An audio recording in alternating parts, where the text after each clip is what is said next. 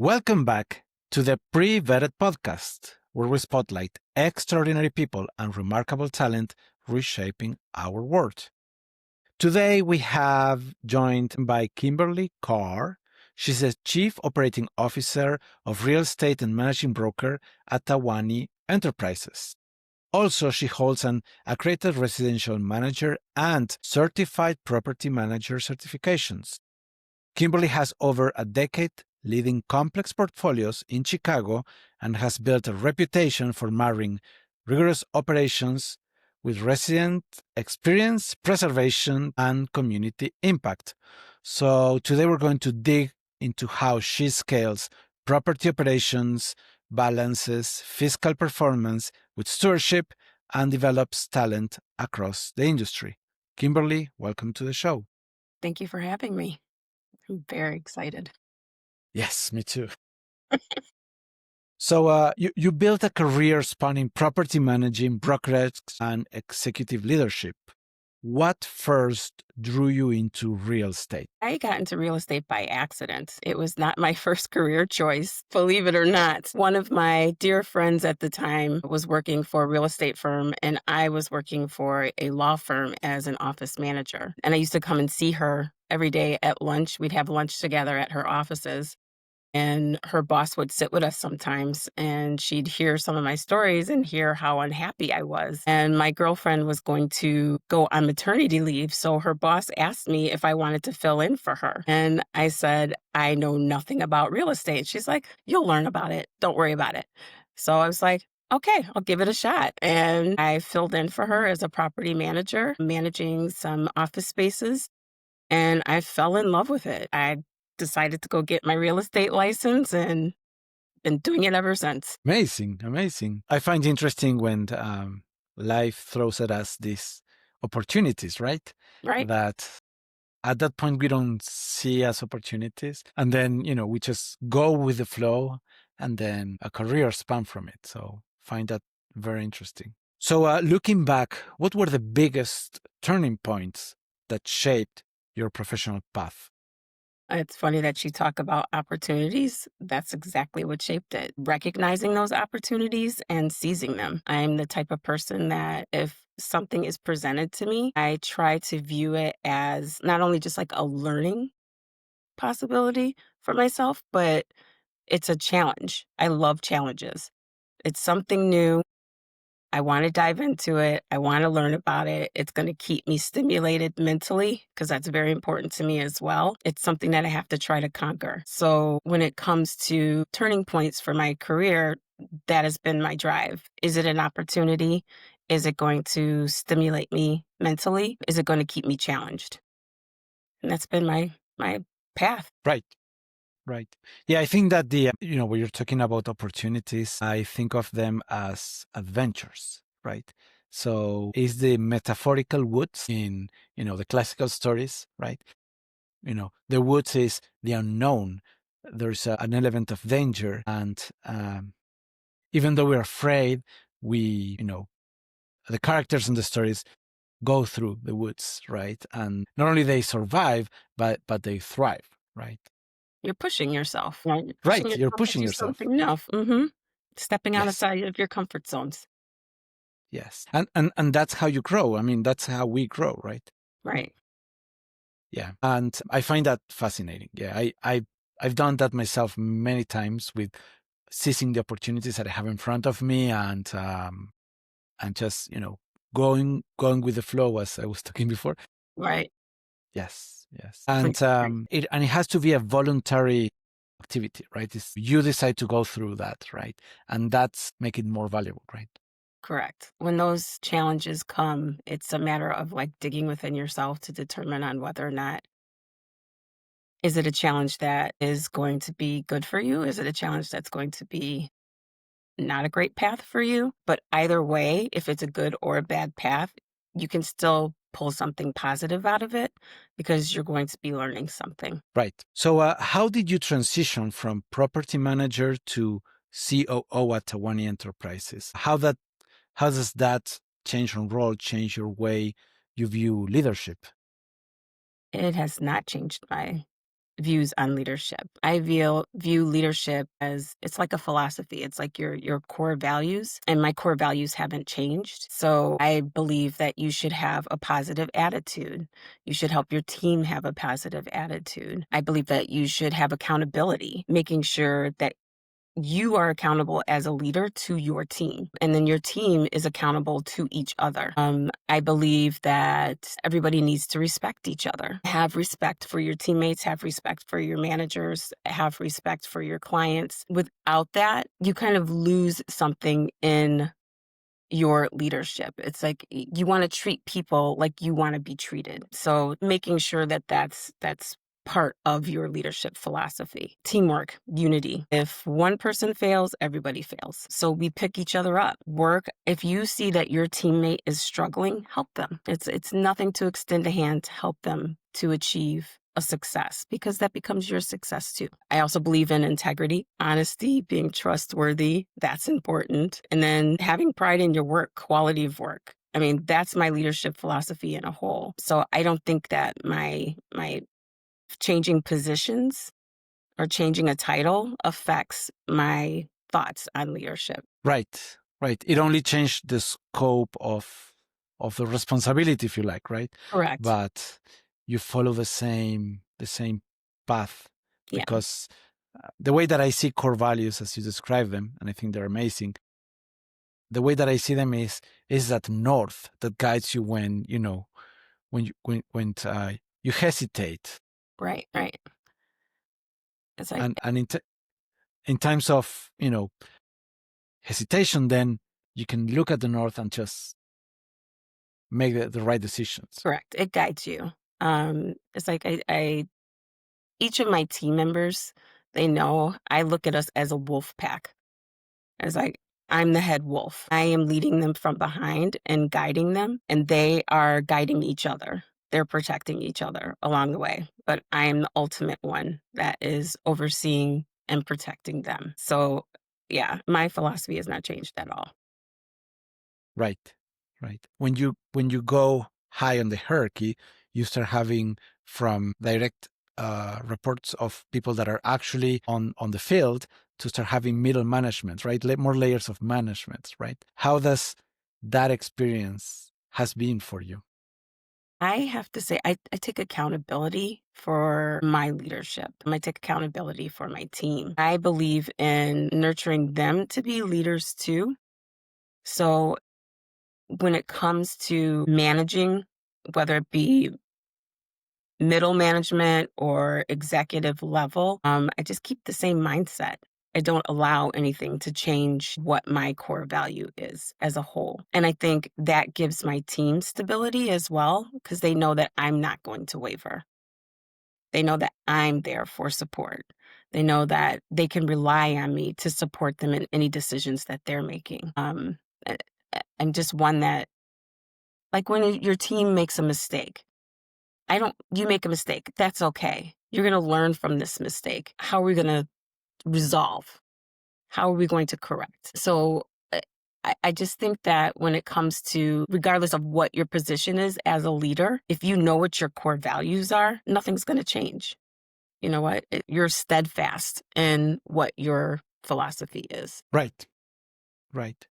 Yeah, for them feeling that support allows them to have more confidence on the decisions that they're making. So, what does managing a portfolio that includes both residential and historic properties teach you about balancing financial performance with preservation? Preservation teaches you that it is not about financial.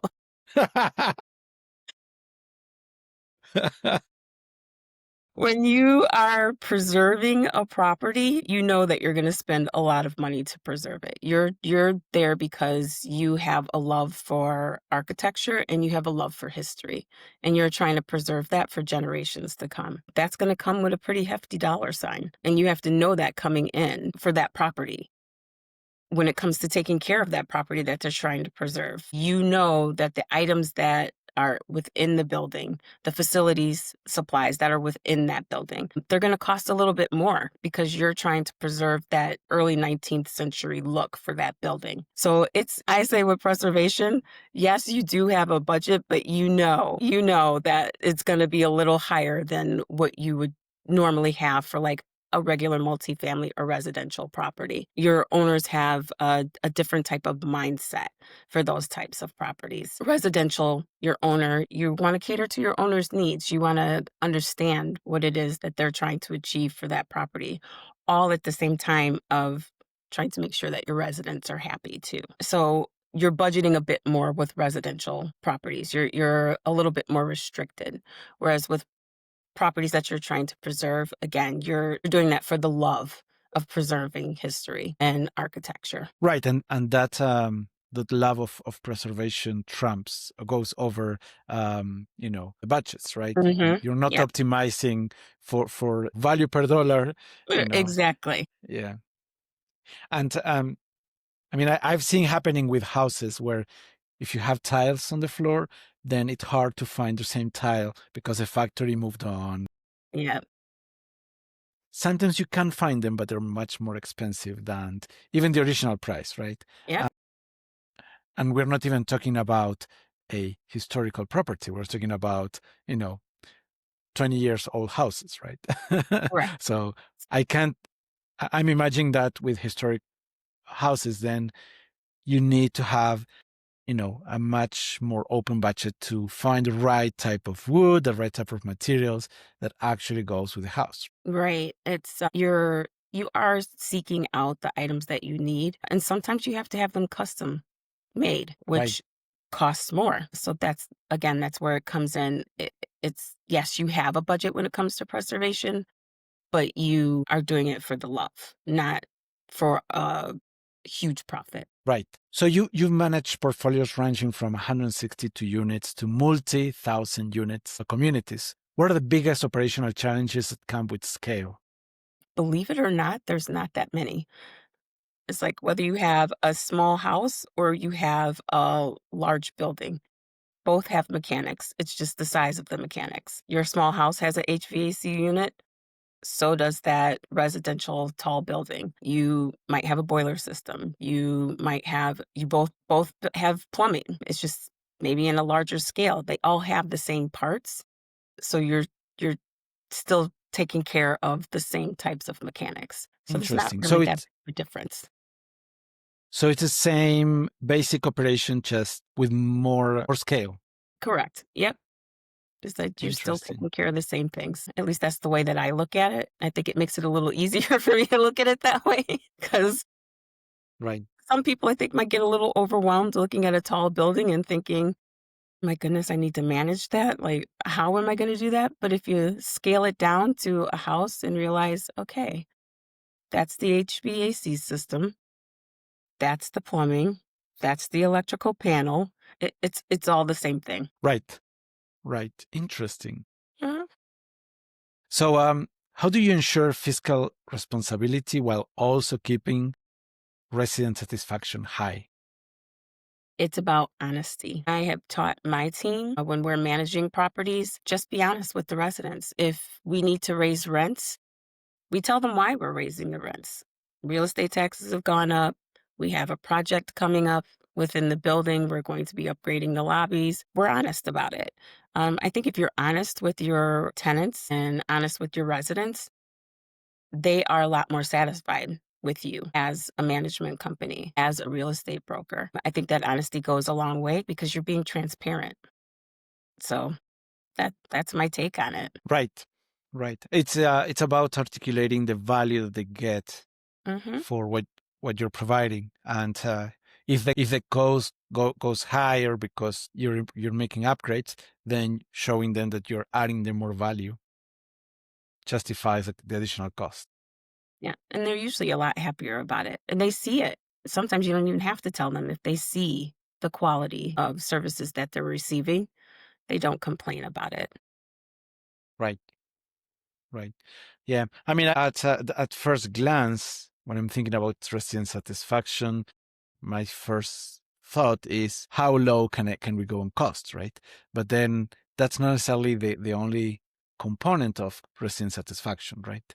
Right. Some other components of resident satisfaction. One, you have to remember that it's personal for them. It's business for us, but it's personal for them. So getting on that level, remembering that it's personal for them, that's also another way to help with resident satisfaction. They're coming home every night, whereas we're leaving. So how would you like your home to be every night? Understanding you want to make sure that everything is functioning. You want to make sure everything is clean. You want to make sure the owner is happy, because if the owner is not happy, your tenants are not going to be happy. It's evaluating everyone's needs within the building. So when it comes to the resident satisfaction, I think it's just remembering being personable, remembering that you're there for them on a personal level and not just a business level. Right. Right. And I love your phrase, they stay, but you leave. Mm-hmm. Yep. And yeah. And a little bit of, a small annoyance. It's like a little pebble on your shoes, right? Right. For a little bit, it's kind of okay. But walk a mile, walk 10 miles, and it becoming more and more annoying. Exactly. It's like you want to make it Yes. less annoying for your residents and your tenants. Right, right. So what role does technology play in, property management, and how you've seen it change over the years through your career? I said, this is where you're going to make my age show. I can remember getting into the business and we were using Excel spreadsheets to keep track of everything. The technology that we had was minimal. It was for accounting purposes only, not so much to help you on the resident side of things. And over my career, I've used systems like MRI, Yardi. Watching the way that they have expanded over the years has been amazing when it comes to real estate and property management, making it a lot easier for us to be able to streamline the services that we provide. Like I said, I've gone from entering everything into Excel spreadsheets, you know, so and so paid rent today. Let me enter that into Excel. And that's how you track whether or not somebody's paid their rent. And then if somebody hasn't paid their rent, then you're manually creating a Word document for a 5-day notice and to let them know, hey, you need to pay your rent within 5 days. Now it's just a matter of inputting the tenant's information into the system. Everything is already in there. You could put your documents into the system. It will mail the documents out, email the documents out for you. Letters will automatically go out to the residents to let them know that they haven't paid rent. Late fees will automatically be charged. Like everything is automated now.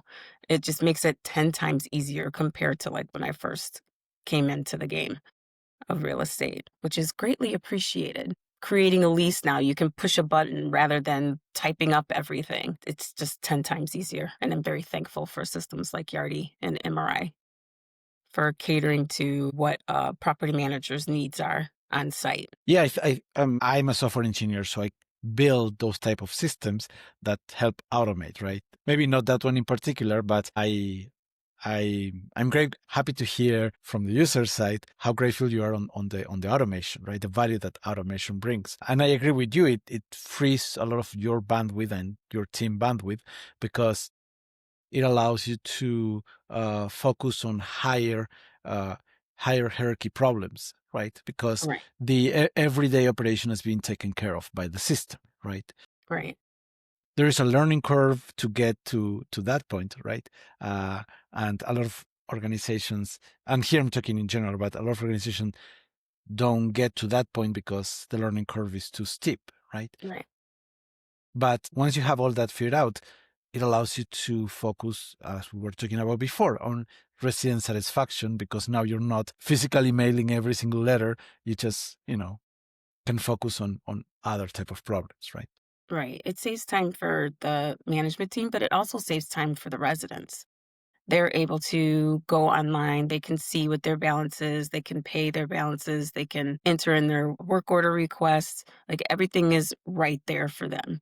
It's just a touch of a button and their needs can be dealt with or handled. So it helps them as well. It's great. Technology is great. It's great to see technology moving forward. It's going to be interesting to see how AI plays into property management. I mean, we've been playing with it a little bit over the years with some of our systems, like our call-in systems.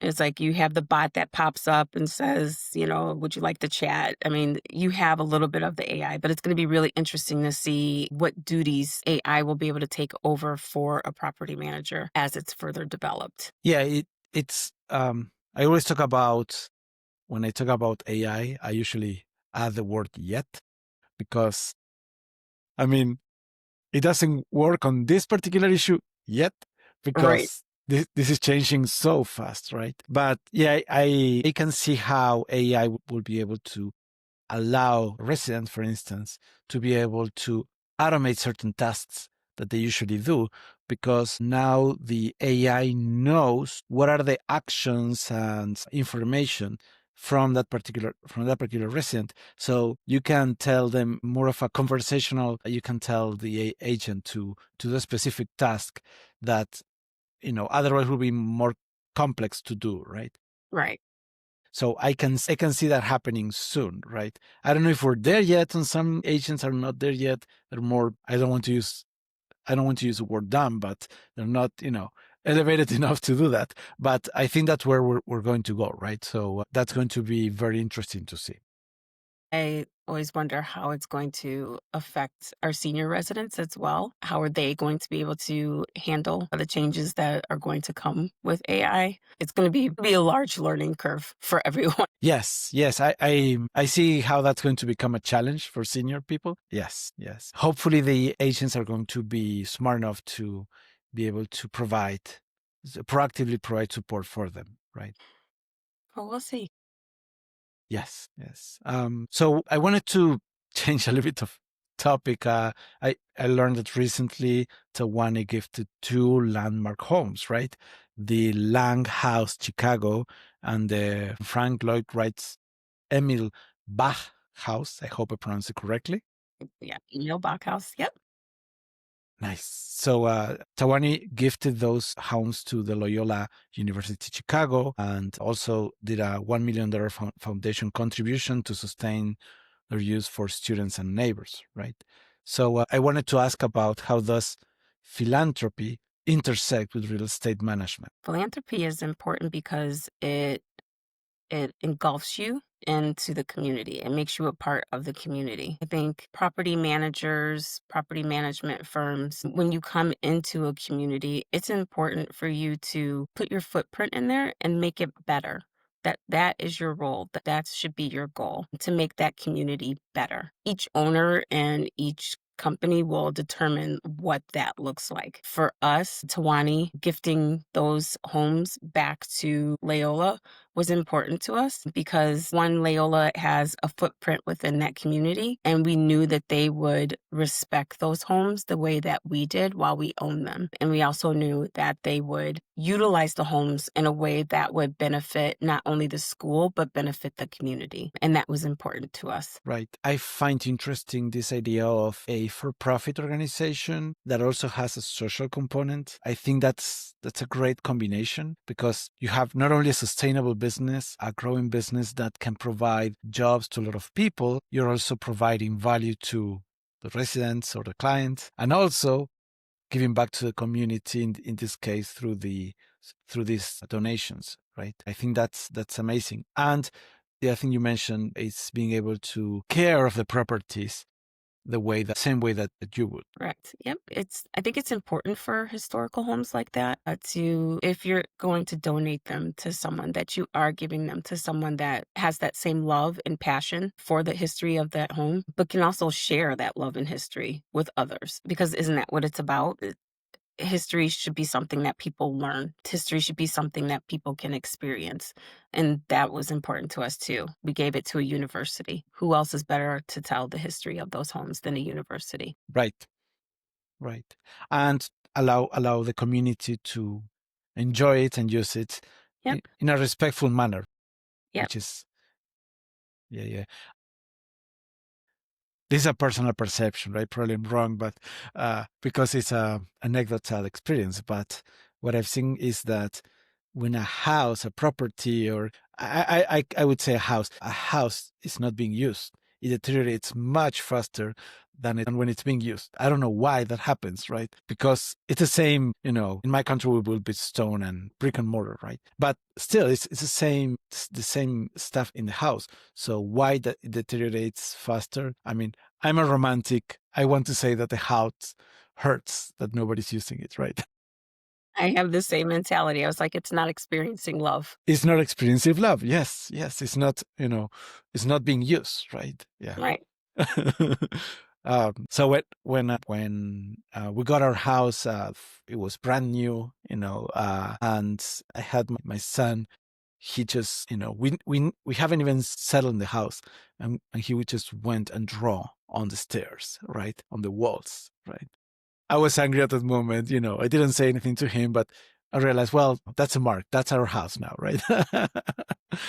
He's it's, leaving his I mark. mean, it was his way to express love for the house. Yes, it's really cute. But then I asked him to clean it up, so there's that. His masterpiece is gone. So I negotiated with him that he can mark the walls on his bedroom. That's a good compromise. Yes, yeah. So he chiseled with his plastic toys. He chiseled the warm up on one of his walls because he wanted to, right? So I was like, that's okay, that's fine. As long as you don't do it on the rest of the house, right? Yeah. It's so funny. Yeah. So in your view, what responsibilities do property leaders have to the communities where they operate? So, like I said earlier, I think it's important for owners and companies to leave a footprint better than the one that they came in on. So, you are contributing to making that community a better place to live, a better place to work. It's when you participate not just with like donations. There's other ways that you can, like for our company, we will participate in school events. We've donated backpacks. We've gone to schools and painted their fences. It's like community service. Be a part of the neighborhood. Don't just be a lump on a log there. Don't just run your business there. Be a part of it because there is a lot of good that you can give back. And the people within the community will trust you because you are a part of it. You're in the weeds with them. You're in the thick of it with them. So it's very Right. important for companies to be a part of the community and to give back to the community. And it's not, like I said, it doesn't always have to be fiscal. It doesn't always have to be money. It could just be your time. Interesting. So your team is also contributing time to support the community. Interesting. Yeah. And being there, as you said, being there and sharing time with the community, I think that's an amazing, yeah. Yeah, there's like the communities do lots of fun events. We've participated in arts festivals. We've said some of my teammates are artistic. So, you know what? Why not participate in the local art festival? We've participated in, like I said, schools, giving back to the different schools. We've actually done quite a bit of community service. It's fun though. It's like when you get involved, it's actually kind of fun. You get to talk to people that you normally wouldn't talk to because they're not a resident. They don't live in your building. They don't work in any of your buildings. So you get to learn a bit about the community, learn about the different types of needs that the community has. And that way you also learn what you can give back to the community. So I think it's important for owners and property management firms and real estate firms to get involved. Right. I find this idea of the broken window theory, right, so effective, right? And being there, being able to make the spaces alive, right? That makes a huge difference on the quality of the life of the people that live there. Right. Yeah. I was like, and if you It's can be a positive influence on that, then be a positive influence. right. I am headquartered in Mexico, right, in Guadalajara, but I go to the US very frequently. And the way that I describe the difference between the suburbs in the US and the suburbs in Mexico is that in Mexico is a party, and if you go to the suburbs in the US, and I've been to 4 or 5 states, different cities, but kind of see the same patterns where there's no life. I mean, everybody's inside their houses. They have these beautiful yards. Nobody's outside, right? And you drive in Mexico and you see, people having barbecues outside, and sometimes they start their parties on the streets, right? Which you have to kind of swerve around with a car, right? So, you also have that issue, but it's alive, right? There's so much life in it, right? And I find that interesting. It is very interesting. I think it also depends on the person, because I've lived in condos, I've lived in houses. I myself personally always make a point to get to know my neighbor, whether they want to know me or not, because you never know when you'll need each other. If you go over, invite them over for game night, invite them to go out for a drink maybe. Just get to know each other, because you just never know when you might need somebody. Right. And I've seen that, having these communities activities that bring people together, I think that's amazing, right? That's a problem that we might not have here in Mexico. We may have other problems, but not that one in particular, right? Yeah. But yeah, I've seen in the US that happens, and then they do these events, community events, and then that's when all people comes in, right? So yeah. Yep. So we talk a little bit about this, but kind of talking from another perspective. How do you balance profitability with long-term community impact and sustainability? So balancing is a tough one, especially when it comes to involving not only your residents, but ownership too, because they have to, each plays a role with the impact. Each plays a role. And I'm speaking strictly from like a real estate point of view. You'll have to lean on your residents a lot to help you be profitable. Yes, they pay their rent and all of that, and that plays a factor into it. But when they're living in one of your spaces, taking care of the apartment that you're living in, making sure that they're not breaking the cabinets, making sure that they're, not breaking the toilets, making sure they do know how to use the HVAC units, and all of that plays a role into you being able to be sustainable and profitable. Teaching them about the best times to run their HVAC during the winter and during the summer months, using their electricity. What's the best times to use your electric? Almost making it like a game for them too, creating little contests and things like, who can recycle the most cans this week, or creating a little buzz within the building. Like, so-and-so was able to collect X amount of paper bags this month, and therefore they won't have to use plastic. You get them involved with your objectives when it comes to sustainability. And I think when you do that, that helps with community long term, because you're forcing them to participate, and you're also forcing the owner to look at things in a different way, not just from the perspective of as the owner looking at it business wise. You're forcing them to kind of look, well, you know what, the residents are having fun doing this. The residents are participating in helping us to be able to save money on certain types of things. What other things can we do to make them participate in helping us save money? Because if you can lower the cost of operating costs, that benefits everybody else. Right. And getting them to learn to understand. If your residents don't understand what sustainability is, how can they assist you with it? Right. So Right. educating them on that as well. Personally, it took me a while to figure out, and I have trouble with trying to figure out which trash can should I use for what. I think we're all having a problem. I'm glad to hear I'm not the only one. Yes.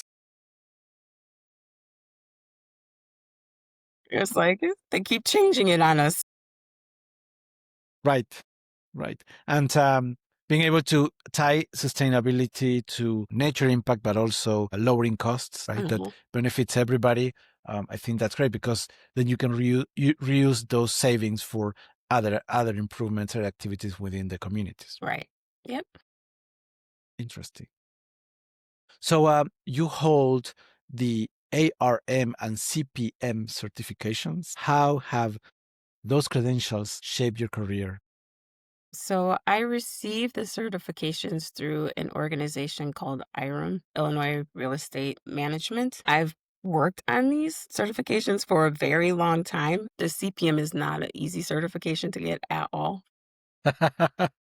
But I chose to get them because it challenges me a little bit more in the industry that I chose to have my career. Math is not my strong suit in any way, shape, or form. These certifications helped me to better understand the types of math that I need to know, the type of math that would help not only the owners of the building, but helping me navigate my team too. So budgets I love doing. I know that's probably a weird thing to say, but I love doing budgets. So that's never been like a weak point for me. But when it comes to like the acquisition side of things and trying to understand, you know, lenders and mortgages and all of that information that you need to know as far as figuring out the amortization of what that mortgage is going to be.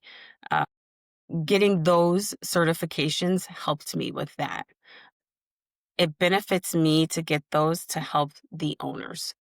The more that I understand the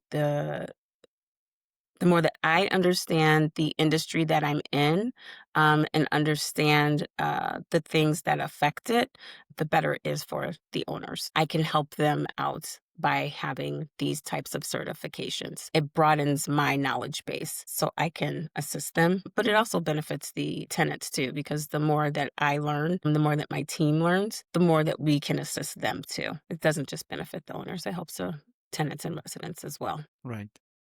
Yeah, I mean it's interesting that you don't see budgets as I think I understand why, because one can think of compound interest as math, right? Yes. But then, budgeting is kind of like, when you're going on vacation and you have to squeeze everything in your car, and kind of play Tetris. That's how I feel budget is, right? I mean, it involves numbers, yes, but it's mostly to measure things than to, Right. Right. yeah. I think that's why it's kind of is not math, right? Because I mean, it's math, but not really. I mean, like, yes, yes, it's like you're mostly gathering information to put together to present to the owners to make sure that you're meeting their fiscal needs. Whereas compound interest, like you said, like you have to sit and think about that stuff and calculate. right. Yes, that's more counterintuitive, takes, more time to Hmm. figure it out. Yes. But the other one is more of I think it's more of a game theory, right? Like what, what, what,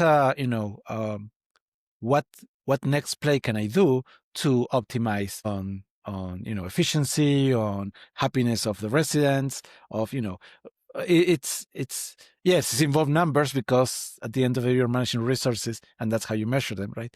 But it's different, right? Right. It's not just the numbers, right? It's, analyzing multiple scenarios and figure out a good balance between, can I spend a little bit here, a little bit there, and then, I can make everybody happy, right? Right. Right. Yeah. So, what skills has been the most critical in moving from day-to-day property operation into strategic leadership? It would be when it comes to day-to-day operations, you need to be personable, very personable, because you're facing your clients on a daily basis, if not an hourly basis. So I have to say, when it comes to like the strategic leadership, yes, I have to be personable, but I feel like it's more of I'm more siloed a little bit than I am for the day-to-day operations. It's me working on things to help out my team. It's me working on things to ensure that what they're executing on a daily basis meets my company's needs, the owner's needs. So I'm a bit more siloed, but I don't have to switch hats. I always say in the day-to-day operations, like you have to do like a personality change almost, because with your residents, sometimes you have to, you play the property manager, you pay their financial advisor, you play the accountant, sometimes you play the therapist, sometimes you play, their cheerleader. You're changing hats regularly when you're in day-to-day operations. Whereas when it comes to strategic leadership, you do change hats a little bit, but it's not as extreme as it is with your day-to-day operations. It's like you're more focused on your team and making sure that they're meeting the company's needs, the owner's needs. So yeah, I think it's switching hats, knowing when to switch those hats when you're in the day-to-day operations, as sometimes the residents make you switch them without you even realizing. But Right. it's from day-to-day property operations into strategic leadership. I just think your skill sets, they're completely different. But the thing that will overlap between the two is being able to decipher what skill set is needed in the moment. Because yes, I do have to be personable with my team members, and yes, my hat will change with them, but it is a little different than when you're dealing on a day-to-day basis with residents and tenants. Right. Right. I think that is your superpower. I mean, because you have the experience of property management, so you understand the day to day. So now that you're in a strategic leadership role, you still have that level of empathy and connection to the tenant, right? That we were talking about earlier about your core values, and I'm connecting these two things because I think that gives you the purpose in your role to make a great job. Yeah, it's also with my team members too, being able to empathize with them and what they go Right. through on a daily basis because I've been there. As much as we'd like to say it smells like roses every day working in property management, it's a very thankless job. You have rough days, and I can relate to that with my team. I can understand it when they're having a rough day. And that's okay. Let's talk about it. Let's see how we can resolve it, move forward, and turn this into a positive day. So I can relate on both sides as far as like with the tenants and with my team because I've been there before. Right. Right. Yeah, I'm taking what you're saying on being a thankless job. I can relate to that because if everything works great, nobody complains, Right. but nobody appreciates as well, right? Right. Yeah, it's it's a very weird situation. Yeah, but a little bit a tiny thing is wrong, and then everybody complains about that, right? Yeah, yeah, yeah. I mean, it's not always the case. I mean, we're painting a white brush, but yeah, it usually happens, right?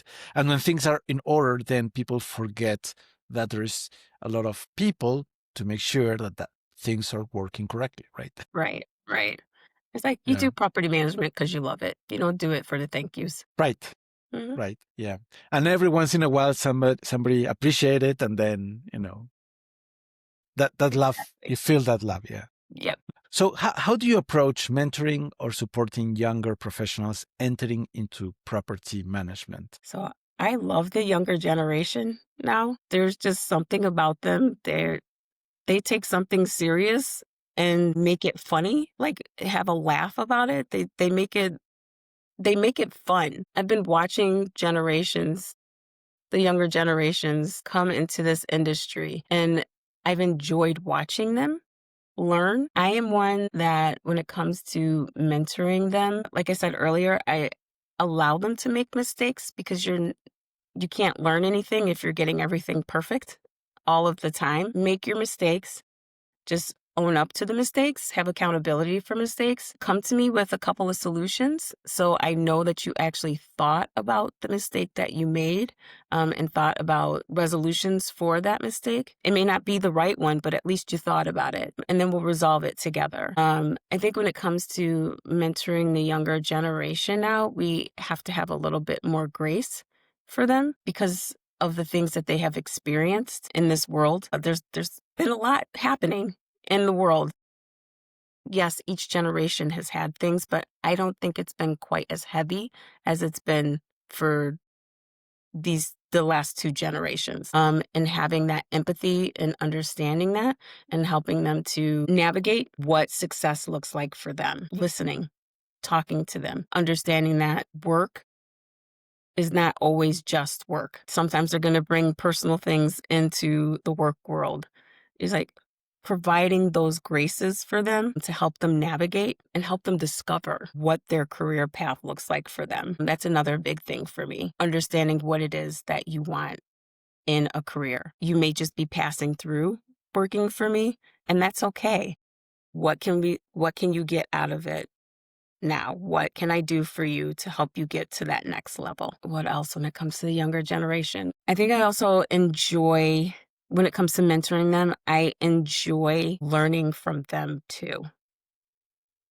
I like having that patience, teaching me patience for things ever changing. This generation was raised on technology. Everything is fast. Everything is very fast. And teaching myself sometimes to speed up a little bit to catch up with them, but at the same time, showing them or teaching them to slow down in a moment too. I think it's all about empathy and grace when it comes to mentoring the younger generation, putting yourself in their shoes and providing them the space to make mistakes and learn from those mistakes. Amazing, amazing insights. Kimberlee, we're running out of time. I truly appreciated you joining us today. We learned a lot. Any last remarks before we wrap it up?